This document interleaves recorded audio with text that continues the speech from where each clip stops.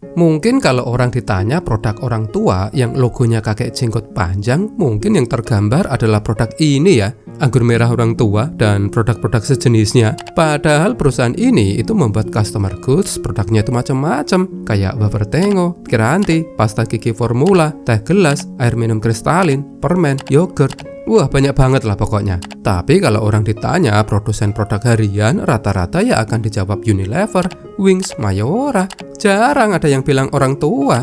Mungkin saking kuatnya ya produk ini ya. Jadi ketika ada yang bilang orang tua, padahal produknya dia itu banyak sekali, yang ada di pikiran orang-orang ya produknya yang ini. Anyway, orang tua ini punya sejarah yang panjang ya. Dia itu berdiri sejak tahun 1948, yang artinya dia itu sekelas kayak Wings, lebih lama dari Mayora dan Indofood, nggak kalah jauh sama Unilever.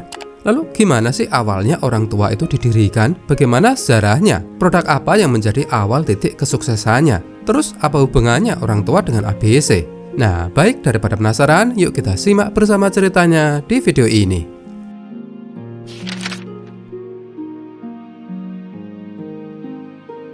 Orang Tua Group dikenal masyarakat sebagai perusahaan yang memiliki logo kakek yang berjenggot panjang ya. Pemilik Orang Tua Group itu sendiri adalah Hussein Joyonegoro. Beliau lahir tahun 1949.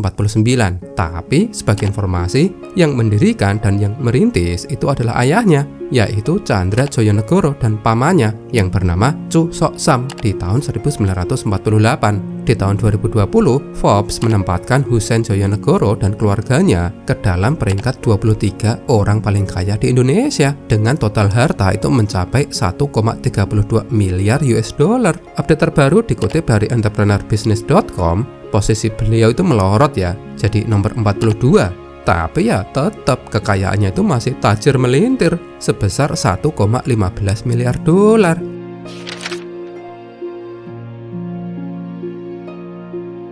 Sebelum menceritakan Hussein Joyonegoro, ada baiknya kita cerita dulu ya awal orang tua itu memulai usahanya. Chu Samyak atau Chandra Joyonegoro dan saudaranya Chu Sok Sam membuka usaha jualan minuman anggur tradisional dan jualan aneka barang di Medan tahun 1948. Kemudian di tengah kekacauan akibat perang, kedua bersaudara ini pergi ke Semarang tahun 1950. Nah, di sana mereka itu bertemu dengan Lim Kok Liang, Lim Tong Chai, dan Lim Mia Chuan yang kemudian menjadi rekan bisnis mereka. Mereka lalu memproduksi minuman anggur herbal yang diberi brand cap orang tua dan didirikan melalui NV Handel Maskapai My Lian & Co di Semarang. Nah, mungkin ya alasan kenapa Chandra Joyonegoro dan saudaranya Chu Sok Sam memilih Semarang karena di Semarang itu sudah dikenal sebagai kota pembuat jamu. Penerimaan orang akan jamu alias pasarnya itu juga bagus. Di Semarang seperti yang kita tahu pada waktu itu sudah ada jamu jago yang terkenal dan jamu Nyonya Menir yang saat itu juga pembelinya banyak. Dan perlu diketahui ya bahwa anggur merah buatan Chandra Joyonegoro ini kategorinya pada saat itu ya minuman jamu, minuman tradisional untuk kesehatan. Saat itu juga anggur ini itu banyak dijual di toko-toko jamu. Selanjutnya perusahaan ini pun berganti nama menjadi PT Perindustrian Bapak Jenggot yang kemudian menjadi Orang Tua Group. Usaha minuman anggur cap orang tua berkembang pesat hingga memiliki 2 pabrik anggur di Semarang dan Jakarta. Di tengah perjalanan merintis usaha, Chandra Joyonegoro itu dibuat pusing sama kelakuan salah satu anaknya yang namanya Chu Kok Seng alias Hussein Joyonegoro, yang dia itu susah diatur, nggak becus sekolah, nakal, wah badung banget lah pokoknya. Maka ia mendidiknya menggembleng untuk bekerja menjadi sales di pabrik sandal PT Skartaji di Jakarta. Biar tahu kan susahnya bisnis jualan itu kayak gimana. Chu Kok Seng alias Hussein Joyonegoro yang saat itu berusia 15 tahun, kemudian ia terpaksa berjualan sandal. Dan hal itu ia jalani selama 5 tahun antara tahun 1964 hingga tahun 1968. Dan tidak hanya diminta buat jualan sandal ya, Chu Kok Seng juga diminta buat jualan anggur kemasan buatan bapaknya tadi.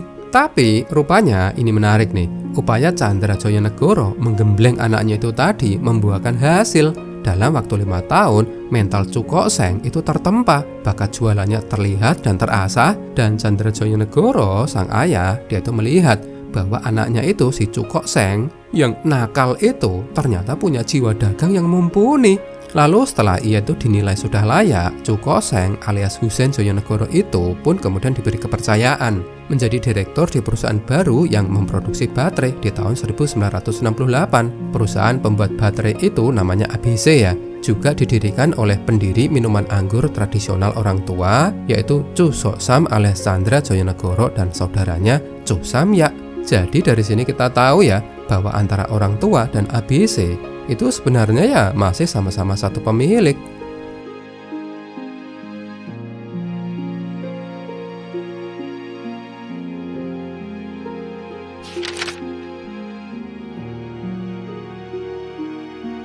Batu baterai ABC di bawah kepemimpinan Hussein Joyonegoro pun berkembang. Dulu pesaing baterai ABC di Indonesia itu juga sudah ada beberapa ya, Everyday, Nasional, Siaga.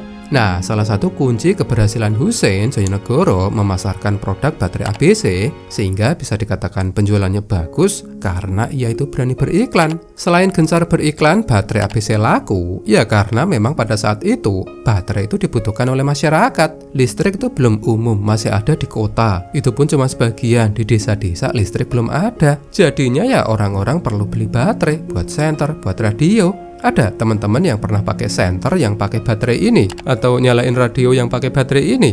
Silakan tulis di kolom komentar ya.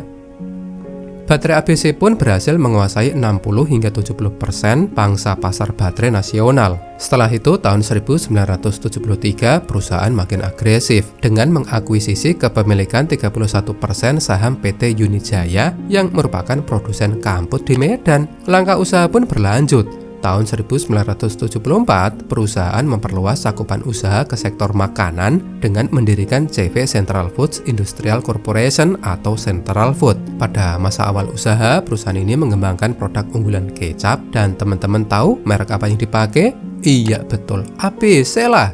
Karena merek ABC selain simpel mudah diingat, juga sudah tertanam di dalam pikiran masyarakat, sudah terkenal berkat kesuksesan baterai ABC. Tak berhenti sampai di situ ya, perusahaan juga membuat produk lain menggunakan merek ABC seperti sirup, saus, dan bahkan teh. Pelebaran pangsa pasar ini membuat perusahaan itu makin berkibar. Bahkan di tahun 1980, produk ABC seperti sirup maupun sambalnya itu cukup merajai di pasar Indonesia. Dulu bahkan untuk sirupnya, aku inget ya, pas lebaran, zaman Marjan itu belum terkenal, sirup ABC lah itu yang mendominasi. Kayaknya hampir di setiap rumah itu pasti ada sirup yang seperti ini. Tidak hanya di Indonesia ya, produk-produk ABC juga diekspor ke Amerika, ke Kanada, Australia, Singapura, Timor Leste, dan juga negara-negara yang lainnya. Perusahaan juga melebarkan pangsa pasarnya ke bisnis sikat dan pasta gigi yang bermerek Formula. Grup ABC di bawah tangan Hussein juga melayani produksi dengan nama merek sesuai yang diminta mitra mereka di luar negeri. Layanan ekspor ini memberikan sumbangan pendapatan sampai dengan 40% bagi ABC. Sukses di situ, cakupan bisnis kelompok usaha ABC dan orang tua terus menggurita kemana-mana. Ya, ngomongin satu merek yang dipakai oleh berbeda lini produk, kalau ABC ini sukses ya, dari baterai ke produk sirup, kecap, saus. Tapi ada loh produsen lain itu yang gagal. Salah satunya yaitu Colgate yang terkenal bikin pasta gigi. Nah, tapi pas ia mengeluarkan produk frozen food, orang yang merasa aneh. Jangan-jangan rasanya nanti kayak pasta gigi. Makanya nggak berhasil. Ya mungkin gara-gara alasan yang sama, pas grup orang tua mengeluarkan produk pasta gigi, dia pakai merek lain ya, bukan ABC, tapi merek Formula.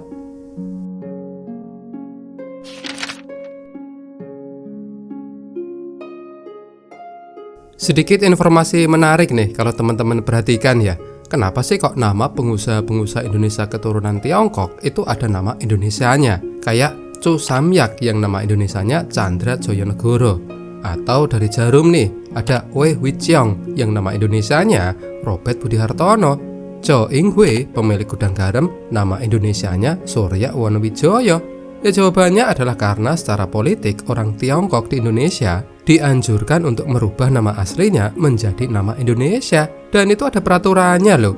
Berdasarkan keputusan Presiden nomor 240 tahun 1967 tentang kebijaksanaan yang menyangkut warga negara Indonesia keturunan asing dan keputusan Presidium Kabinet nomor 127 tahun 1966 tentang tata cara dan petunjuk untuk proses penggantian nama.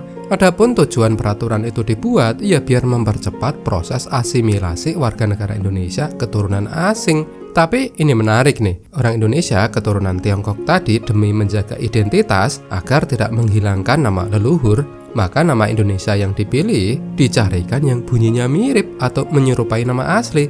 Contoh, marga Wei menjadi nama Wijaya, marga Lim menjadi Limanto atau Halim, marga Tan menjadi Tanusudibyo atau Tanujaya dan yang lainnya, marga Su menjadi Sukoco, Sukanda, dan yang lainnya, marga Ong menjadi Ongkowijaya, Ongkowarsito, dan yang lainnya.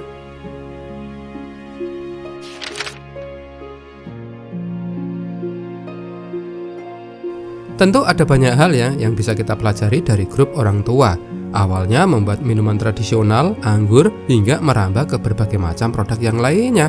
Orang tua grup didirikan di tahun 1948. Pabrik pertamanya ada di Semarang, lalu pabrik keduanya di Jakarta. Dan seiring perkembangan perusahaan, tahun 1984 orang tua grup memasuki bisnis consumer goods yang ragam produknya itu makin luas dan jangkauan bisnisnya itu makin beragam. Mungkin dari berbagai macam hal yang bisa kita pelajari, ada satu yang cukup penting ya, yaitu adalah bagaimana keberhasilan Tjandra Djojonegoro mempersiapkan generasi penerusnya yang dididik, yang digembleng, yang bahkan meskipun anaknya pada saat itu bandel, sekolah nggak niat, nakal, tapi akhirnya mampu mengurus bisnis bahkan bisa besar dan berkembang hingga sekarang, bahkan masuk daftar orang terkaya di Indonesia. Ada teman-teman di sini yang setia dengan produknya orang tua. Kalau aku sih suka ya dengan Tenggo atau teh gelasnya ini, tapi untuk air mineral, susu, ya aku pilih merek lain. Minuman paling terkenalnya pun aku nggak minum ya, jadi untuk rasanya aku nggak bisa banyak cerita. Atau ada teman-teman di sini yang suka minum minuman anggur orang tua ini? Tulis pengalamanmu di kolom komentar ya.